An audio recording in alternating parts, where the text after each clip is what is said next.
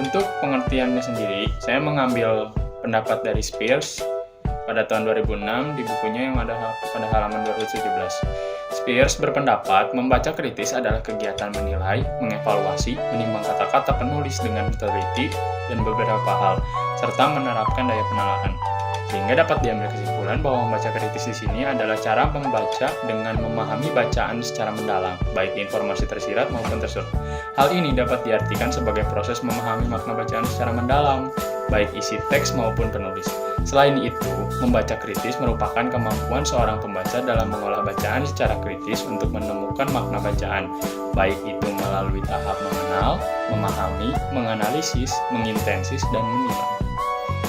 Selanjutnya, membaca kritis juga mempunyai tujuan, di antaranya yang pertama memahami maksud sang penulis, yang kedua memahami organisasi penyajian penulis, yang ketiga menilai apa yang dikaji oleh penulis, yang keempat menerapkan prinsip kritis dalam kehidupan sehari-hari, yang kelima meningkatkan minat baca, kemampuan dan berpikir kritis, yang keenam mengetahui prinsip pemilahan bacaan, dan yang ketujuh memunculkan kemampuan dalam mengetahui kekuatan atau kelebihan sekaligus dengan kelemahan dari teks tersebut.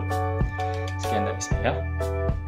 Selanjutnya ialah manfaat membaca kritis. Ada 6. Yang pertama, memahami maksud nulis. Yang kedua, memahami makna teks secara mendalam dengan proses berpikir kritis. Yang ketiga ialah menilai penyajian penulis. Yang keempat, meningkatkan minat dan kemampuan baca serta berpikir kritis. Yang kelima, tidak mudah terpengaruh oleh informasi yang baru saja kamu dapat. Dan yang keenam, dapat membedakan antara fakta dan opini. Selanjutnya ialah adapun ragam membaca kritis.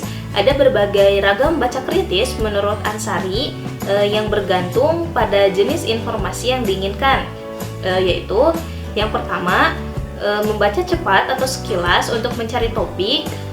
Membaca jenis ini dilakukan ketika kita ingin mengetahui suatu informasi dengan tidak terlalu rinci. Kita hanya ingin mengetahui bagian-bagian yang pentingnya saja dari bahan bacaan tersebut. Untuk itu, kita hanya menfokuskan pikiran kita pada ide-ide pokok setiap paragraf. Yang kedua ialah membaca cepat untuk informasi khusus. Membaca cepat secara kritis juga dapat diterapkan jika kita menginginkan informasi khusus dari sebuah bacaan. Perhatian hanya difokuskan pada informasi-informasi yang diinginkan saja. Kemudian yang terakhir atau yang ketiga, membaca teliti untuk informasi rinci. Membaca teliti dilakukan ketika kita ingin mengetahui suatu informasi dengan rinci dari suatu bacaan. Bahan-bahan dibaca dari awal, bahan bacaan dibaca dari awal hingga akhir. Ketika kita telah sampai pada informasi yang diinginkan, maka kita akan membaca dengan seksama dan teliti sampai informasi tersebut didapat secara rinci. Selanjutnya, saya akan menjelaskan tentang teknik dan tahapan yang digunakan dalam membaca kritis. Menurut Sudarso, ada 4 teknik yang dapat digunakan dalam membaca kritis. Yang pertama, teknik mengerti isi bacaan. Sebagai pembaca perlu menggali fakta dan menginterpretasikan apa saja yang sudah dibaca. Dengan tujuan, kita dapat mengerti ide pokok, mengetahui fakta penting, dan dapat membuat sebuah kesimpulan serta menginterpretasikan ide-ide dari bacaan yang sudah kita baca. Lalu yang kedua, ada teknik menguji sumber penulis.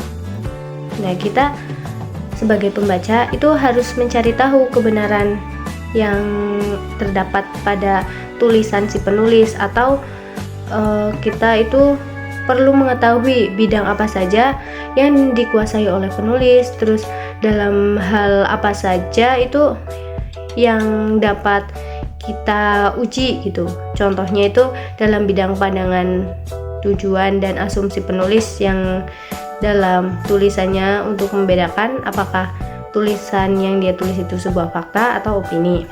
Yang ketiga, ada interaksi antara penulis dengan pembaca. pembaca tidak hanya mengetahui maksud penulis saja, tapi kita sebagai pembaca itu perlu membandingkan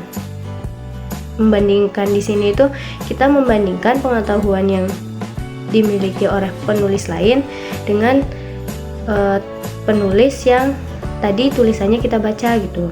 Kita juga perlu menilai isi dalam tulisan yang dia tulis gitu.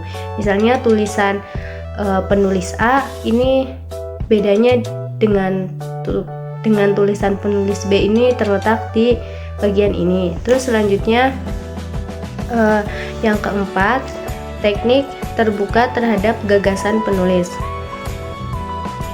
Sebagai pembaca, hendaknya menghargai pendapat yang dikemukakan oleh penulis. Kemudian pembaca juga perlu mengevaluasi teknik dari penulisan seorang penulis tersebut. Jadi dapat disimpulkan dalam teknik-teknik tersebut, untuk membaca kritis kita itu perlu mengerti isi bacaannya, yang kedua menguji sumber dari penulisnya, yang ketiga itu interaksi antara penulis dengan pembaca dengan membandingkan penulis yang satu dengan penulis yang lain. Bisa juga dengan membandingkan isi dari tulisan kedua penulis tersebut. Dan yang keempat itu terbuka terhadap gagasan penulis. Nah, kita itu yang keempat itu menghargai tulisan yang sudah ditulis oleh seorang penulis. Selain itu juga kita perlu mengevaluasi teknik dari penulisan bacaan yang sudah kita baca. Sampaikan adalah tahapan yang dapat digunakan dalam membaca kritis. Yang pertama, pastikan apa tujuan Anda membaca teks tersebut. Yang kedua, perhatikan dan pahami judul bacaan. Yang ketiga, pikirkan sebelum membaca apakah sudah memahami topik yang dibahas atau belum. Yang keempat, perhatikan sistematika dalam bacaan tersebut. Yang kelima, lakukan skimming. Yang keenam, baca seluruh bacaan dengan hati-hati dan teliti. Dan yang ketujuh, identifikasi argumen yang diungkapkan oleh penulis dan bacaannya.